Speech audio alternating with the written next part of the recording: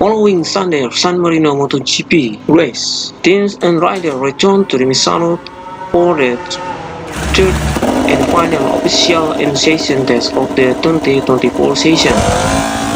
John Mir and Luca Marini are back on track to try a range of new Honda updates.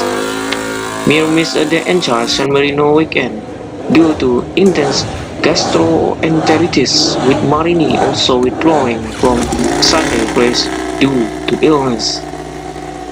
KTM rider due to make their debut on World Spargaro prototype LC16, while Michelin planned to provide its 2025 front tire.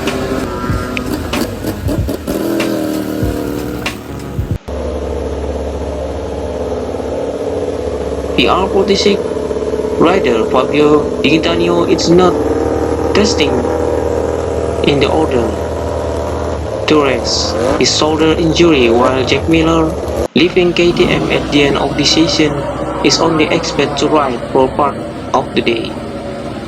After a damp start, Gazda's rookie Pedro Acosta was fastest for most of the opening session, despite a crash. Jorge Martin was declared as being slashed to 7 points by a costly pit stop decision in Sunday race, then moved 0.041 second ahead of just before the lunch break.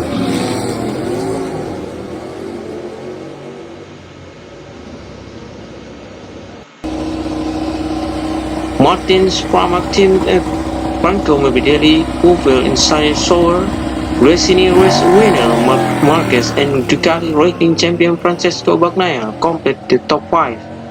Session 2 will start at 2:35 p.m.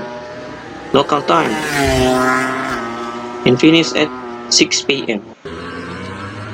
After a weekend out, MotoGP will then be back at Misano from September 20 to 22nd for the Emilia-Romagna round, added the schedule in place of the cancelled Indian Kazakhstan event.